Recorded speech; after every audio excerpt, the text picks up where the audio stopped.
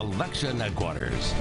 Executive order in 1919, where Governor Newsom pledging it's what California needs now, redirecting transportation funds to reduce greenhouse gases and emissions, taking $17 million away from Highway 99 projects in Tulare and Madera counties. Well, the wait is over. Our panel ready to dig in. So let's take roll call. KC24 political analyst Jim Veros here. Local attorney and business owner Nathan Miller.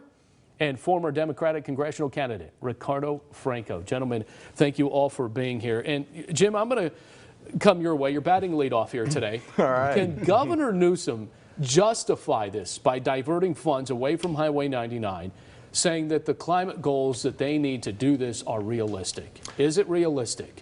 For him and his administration, I think they are. I mean, for whatever. Is it realistic for California? No, not at all. I mean, I think that you have to take a hard look at Gavin Newsom's history in regards to the Valley. When he got elected, obviously, he decided to start coming here a little more. But listen, he has no love for the Valley. I mean, he's come here a couple times, but his eye on the prize is the Bay Area and Los Angeles. That's it. We're a truck stop to him. Well, you know, I mean, so when it comes to it, it fits for his administration. Ricardo, I want to come to here. You saw the governor at the top of the show. He was confused when we asked him about that executive order.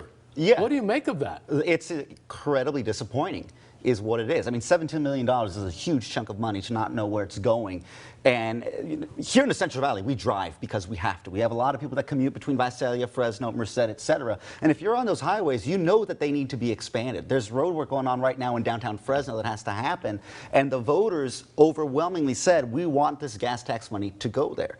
Personally, we can get into the discussion of, is taxing gas a great way to fund roads in the beginning? But this is the system we have right now. To see that diverted to something different than what was promised to us, it's disappointing. Nathan, Caltrans making that statement as well. New ways of thinking, not obstructionism. How do you think this is going to sit not only with taxpayers, but when we get ready for another election season? I think Valley residents should revolt. This is horrible. I mean, this is fraud at its finest point.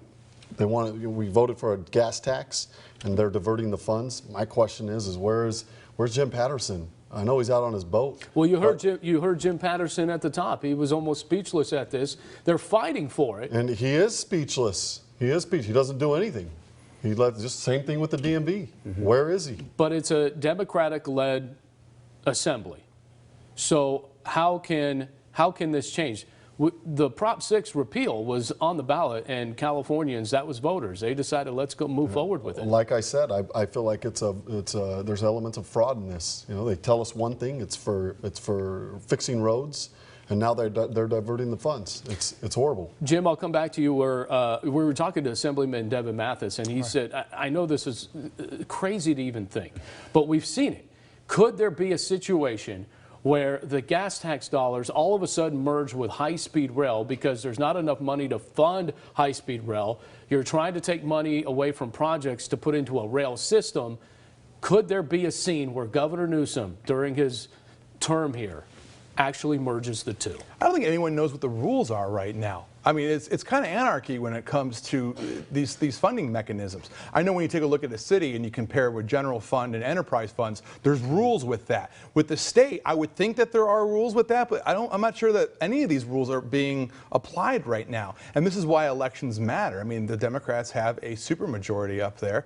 Gavin Newsom can pretty much change the state color to purple if he wanted to. He's got the votes for almost anything. So we'll see. Legally, I'm not sure if he can, but. Well, we talked about a blue wave in 2018, and Ricardo, you're very well aware of that. Could this really, in 2020, change into maybe like a red wave, if you will? No. I mean, this is this is going to continue to be a blue wave. The question is who we're going to put riding that wave in there. Do you believe so there's that? going to be backlash maybe against some of the current electeds? No, I don't agree with that whatsoever. I think the problem right now is the pendulum is so far to the left, and we're going even farther to the left. At some point, it's going to swing. The question is when. There will be a red wave at some point in California. It can't keep getting this bad. I want to go to the PG&E wildfire blackouts. Nearly 1 million customers losing power in an effort to prevent wildfires. That's what PG&E says. Governor Newsom saying we should all be outraged by this, pointing the finger, scolding PG&E. Is that the right thing to do for Governor Newsom? Does he take any blame in this? It's the politically right thing to do for him, of course. You're going to politicize blackouts. But the CPUC really needs to investigate this. And this is something that's been systemic with our electric grid in California and other parts of the country, quite honestly, as well, too. But this is a move from PG&E to say, look, you're going to make us liable for all these wildfires. Find them. We'll just shut everything off and leave you guys out in the dark. And that way we won't have to risk anything. That's what's wrong about this. This seems like a PG&E revolt against Governor Newsom, and now he's pointing the finger back. A lot of finger pointing, and I think when you take a look back politically, the last time we had rolling blackouts and power problems, someone got kicked out of office in this state by Gray Davis, and we got Arnold Schwarzenegger because of this. So this is why I think you're seeing a lot of Democrats stepping up and getting behind that lecture and going, easy, this isn't me, this is PG&E, where I think before they wouldn't have done that, but they know, you're talking about a red wave pendulum, when you start taking away people's livelihoods because of they have no power, you can't get your kids ready for school because of politics, boy, all bets are off. Nathan, punctuate this for me, because Governor Newsom, again, saying we should all be outraged by this, infuriated, but it also comes back to managing our force as well. So the Trump administration, Governor Newsom, they're in court battles over this very thing where PG&E says if you're not going to do anything to maintain it, we're just going to shut off the power. And I can't blame PG&E from a legal standpoint because of the liability that they harbor with respect to forest fires and all their product. The problem is we have very poor management of our forest, very poor, and that falls on our administration. Gavin Newsom hasn't done anything to fix it. I don't think there's any plans to fix it at this point, so I can't fault PG&E. A lot of litigation. You're an attorney. A lot of litigation going on. It's a lot of money to be made on this. A lot of money. Yes.